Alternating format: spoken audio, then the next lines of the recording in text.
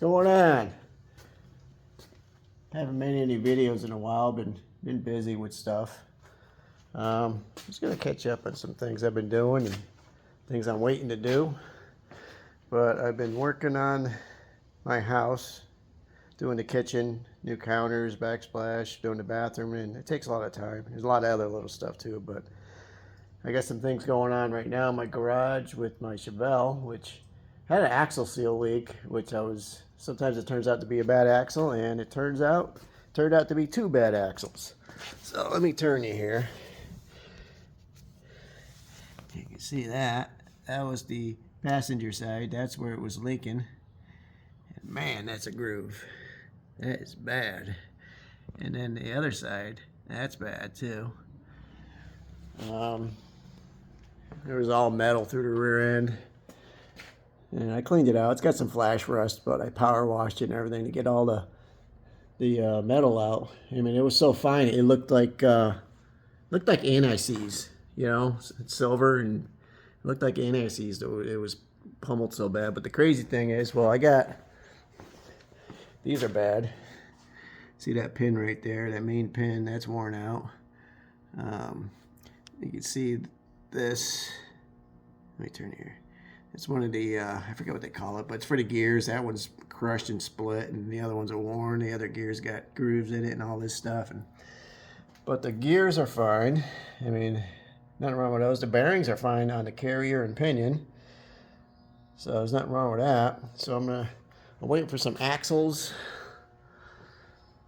2 axles. I ordered some Mosers. I'm trying to go, as economical as possible. I ordered a couple Moser axles. They're just a direct fit for a 12-bolt rear end.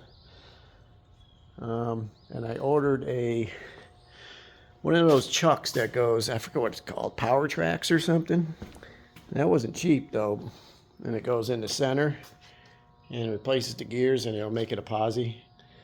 So it's cheaper than buying a whole posi unit and everything. And I was thinking about changing the gears, and I was like, you know what, these gears are fine. It's got 307s in it, which aren't, racing gear, but it's great for driving around. It's nice on the highway and stuff. So I'm going to keep the gears, just replace the axles, and make it a posi with that thing. And it adds up. And it wasn't cheap just for that. So I was looking at rear ends, and they're like $5,000. So I was like, nah, that's too much money. I don't want to spend $5,000 on a rear end for this car, because it's not what I intend on doing for this car. So if I did, I'd be for the 55, but I've already got a rear and I'm building for that. But I got some wheels for this too. Bought them yesterday. Got them off Marketplace. 15 by 12s. They were cheap, so I bought them to see how they'd fit. These are a 4-inch back spacing, and they look pretty good. I mean, I can actually, if I fix the quarter panels and put the stock, wheelhouse on it, the tires should tuck right up in there. Whether or not I can get the tires on and off, I don't know. So, but I gotta get some tires for these. I can go 15 by, or these are 15 by 10s. I don't know if I said 15 by 10s or 15 by 12s, but these are 15 by 10s. And they look pretty sick, I think. I like them. I mean, they're cheap. They look decent. They look kind of old school, But I think I could fit a 15 by 12 on there, no problem too, with the right backspace in it. Oh, let me get you down there. I think another 2 inches coming out. That would fit. But if I did that, I'd leave the wheelhouse cut out. But yeah, it's looking pretty sick.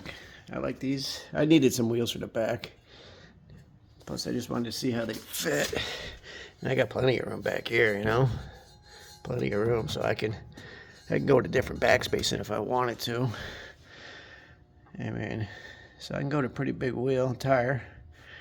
But I think this will look good. I don't want to go too crazy with the tire, like a Pro Street thing either. And I'm thinking 295 might look good on this wheel. Or they got what, 30.5 something tires. They get those weird sizes for the drag tires, but yeah, I think that'll look pretty sick on there. Haven't been doing much with the 55. I got a tow bar up front though. A little tow bar. So I can move it in and out of the garage. So I can just hook it up to the truck and pull it in the other bay. Makes life easier.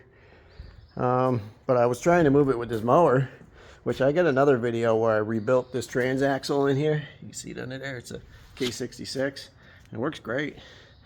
It's got plenty of torque, but it's the machine isn't heavy enough itself. So if you could pull the car, if you're going straight, you're fine. Once you start to turn, it'll start to like lift the tire up on each side, whatever side it is, and you'll lose traction. So this isn't heavy enough to pull the car, unfortunately, and move it around the yard. But I can pull my big ass trailer. It's an 8x12 trailer. I pull that, no problem with it. My log splitter, stuff like that. But I get, that's what I've been doing. But yeah, that wasn't easy putting that transaxle in this thing. I had to modify everything. I mean, I wouldn't say it was super hard, but if you don't have a welder, you're probably not going to get the job done, because I had to modify the throttle rod, and there's a linkage for the brake, which originally it's on the other side. The rod is over here, so I moved it over here because the park brake on the transaxle, this one is on this side. It wasn't a big deal, but there's just things you need to do that you need a welder, like these. I had to put these here to mount it. Focus. There you go. And you can see the original holes there were welded up, So you need a welder for something. But it went in pretty, it wasn't too bad. It wasn't bolt in. I mean, I thought the transaxle would at least bolt up to it, but this had a hydro gear in it originally, which is, it's different the way it bolts up. So, it worked out. Works great for what I need it for. I was just kind of hoping it would pull the car in and out no problem, but it just, unless I add weights to it, I don't know. I was thinking about that too. But yeah, that's what's going on. Unfortunately I'm waiting for parts for this, so the car's stuck on the lift for now. But yeah, it was leaking last year, and I didn't drive it a lot last year because of the leak. I drove it a couple times, went to a couple car shows. But it wasn't leaking real bad, so I was like, all right, I'll fix it next year. And the smoke found out. Not good. But it's not that bad. I mean, when you think about it, it's a couple axles. I mean, I could have just replaced the spider gears with some new ones. But for the cost of spider gears, I figured I'll pay a little extra, get that power track put in there.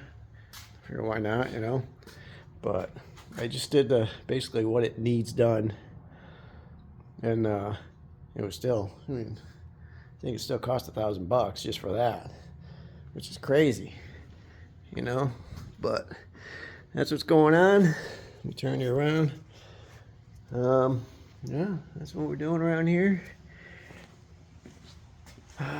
Once I get some parts, I'll start working on that, and I'm trying to get the house done.